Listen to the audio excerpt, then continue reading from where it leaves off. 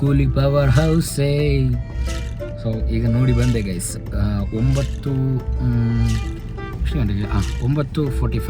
9:45ಗೆ start ಆದ movie. ಈಗ ಸಾಧಾರಣ 1 ಗಂಟೆಗೆ ಮುಗಿದಿದೆ. 2.49 hours ಇದೆ ಈ ಮೂವಿ. ಆಮೇಲೆ ಇದರಲ್ಲಿ ರಜನಿಕಾಂತ್, ಆಮೇಲೆ ಶ್ರುತಿ ಹಾಸನ್, ಆಮೇಲೆ ಉಪೇಂದ್ರ, ರಚಿತಾ ರಾಮ್, ಸತ್ಯರಾಜ್, ಆಮೇಲೆ ಅಕ್ಕಿನೇನಿ, ಆಮೇಲೆ ಶೋಭಿನ್ ಶಾಹಿರ್, ಆಮೇಲೆ ಸತ್ಯರಾಜ್ ಸತ್ಯರಾಜ್, ಅಮೀರ್ ಖಾನ್.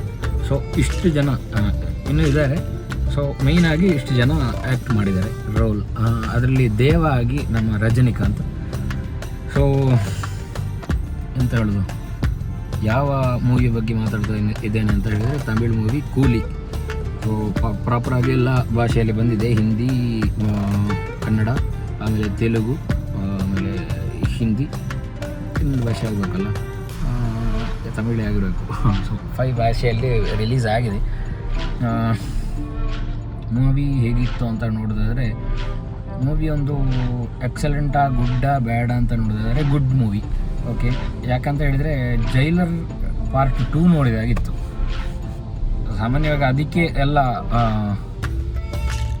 ಹೋಲ್ತದೆ, ಎಲ್ಲ ಮ್ಯೂಸಿಕ್ಸ್ ಅದು ಮತ್ತು ಆ್ಯಕ್ಟಿಂಗ್, ಸ್ಟೋರಿ ಎಲ್ಲ ಸ್ವಲ್ಪ ಅದಕ್ಕೆ ಹೋಲ್ತದೆ. ಆಮೇಲೆ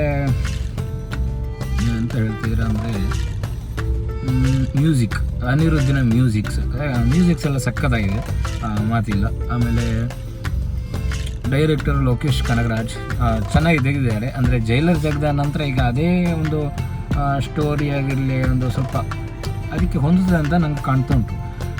ಆಮೇಲೆ ಅದೇ ಆ್ಯಸ್ ಮೂವಿ ಪಾರ್ಟ್ ಆಗಿ ನೋಡೋದಾದರೆ ಶ್ರುತಿ ಹಾಸನ್ ಹೀರೋಯಿನ್ ಅಂತ ಹೇಳ್ಬೋದು. ಸಿಸ್ಟರ್ ಅಂದರೆ ರಜನಿಕಾಂತಿನ ಮಗಳಾಗಿ ಆ್ಯಕ್ಟ್ ಮಾಡಿದ್ದಾರೆ. 2 ಸಿಸ್ಟರ್ಸ್ ಅವರಿಗೆ. ಆಮೇಲೆ ಸತ್ಯರಾಜ್, ಆಮೇಲೆ ವಿಲ್ಲನ್ ಆಗಿ ನಮ್ಮ ಅಕ್ಕಿನೇನಿ, ಆಮೇಲೆ ಶೋಭಿನ್ ಶಾಹಿರ್ ಸಹ. ಆಮೇಲೆ ಲಾಸ್ಟಿಗೆ ನಮಗೆ ಇವರು ಅಮೀರ್ ಖಾನ್ ಬರ್ತಾರೆ. ರಚಿತಾ ರಾಮ್ ಮತ್ತು ಉಪೇಂದ್ರ ಎಡೆಯಲ್ಲಿ ಉಪೇಂದ್ರ ಇದ್ದಾರೆ. ಸೊ ಎಡೆಯಲ್ಲಿ ಬರ್ತಾರೆ. ಆಮೇಲೆ ಓಲ್ಡ್ ವರ್ಷನ್ ಆಫ್ ರಜನಿಕಾಂತ್ ಎಲ್ಲ ಬರ್ತದೆ ಸ್ವಲ್ಪ. ಇದರಲ್ಲಿ 144, ಆಮೇಲೆ ಕೆಲವು ನಂಬರ್ಸನ್ನು ನೀವು ಮನಸ್ಸಲ್ಲಿ ಇಟ್ಟುಕೊಳ್ಬೇಕು ಮೊದಲು ನೋಡೋಕ್ಕಿಂತ ಮುಂಚೆ. ಯಾಕಂತ ಹೇಳಿದರೆ ಅದು ಸಹ ಬರ್ತದೆ ರೋಲಲ್ಲಿ. ಕೂಲಿ ಅಂತ ಹೇಳಿದರೆ ಏನಂತ ನೋಡುವ. ಸೊ ಕೂಲಿ ಅಂದರೆ ನಾವು ಅದೇ ಆಡು ಭಾಷೆಯಲ್ಲಿ ಇದು ಹೇಳುತ್ತೇವೆಲ್ಲ, ಅವನು ಕೂಲಿ ಕೆಲಸ ಮಾಡ್ತಾರೆ, ಅವರು ಕೂಲಿ ಕೆಲಸ ಮಾಡ್ತಾರೆ, ಅದರಲ್ಲಿ ಅವರ ಕೆಲಸ ಅಂತ ಅಂದರೆ ಕೂಲಿ ಕೆಲಸ ಮಾಡೋದು ಅಂತ ಹೇಳ್ತೇವಲ್ಲ. ಸೊ ಅದೇ ಕೂಲಿ ಈ ಮೂವಿಗೆ ನೇಮಿಟ ಇರೋದು. ಕೂಲಿ ಅಂತ ಹೇಳಿದರೆ ಅದೇ ಅರ್ಥ. ಸೊ ಹೈಲೈಟ್ ಆಗಿ ಬರ್ತದೆ ಆ ಕೂಲಿ ಅಂತ ಹೇಳೋ ಒಂದು ಟಾಪಿಕ್. ಓಕೆ, ಆಮೇಲೆ ಬೋರ್ ಹೊಡಿಯೋದಿಲ್ಲ ಎಲ್ಲಿ ಸಹ, ನೋಡ್ಬೋದು, ಒಂದು ಸಲ ಧಾರಾಳವಾಗಿ ನೋಡ್ಬೋದು. ಆಮೇಲೆ ಬಿಲೋ 18 years ನೋಡ್ಬೋದಾ ಅಂತ ಹೇಳಿದರೆ ನೋಡ್ಬೋದು. ಬಟ್ ಎಂತ ಅಂತ ಹೇಳಿದರೆ ರಿಸ್ಟ್ರಿಕ್ಷನ್ ಇದೆ ಅಲ್ಲ, 18+ ಅಂತ ಇದೆ. ಸೊ ನಾವು ಬುಕ್ ಮಾಡೋಗಳೇ ತೋರಿಸ್ತದೆ. ಸೊ ಸಣ್ಣ ಮಕ್ಕಳೆಲ್ಲ ನೋಡೋದು ಅಷ್ಟು ಬೇಡ ಅಂತ ಕಾಣ್ತದೆ ನನಗೆ. ಫ್ಯಾಮಿಲಿಯಾಗಿ ನೋಡ್ಬೋದು.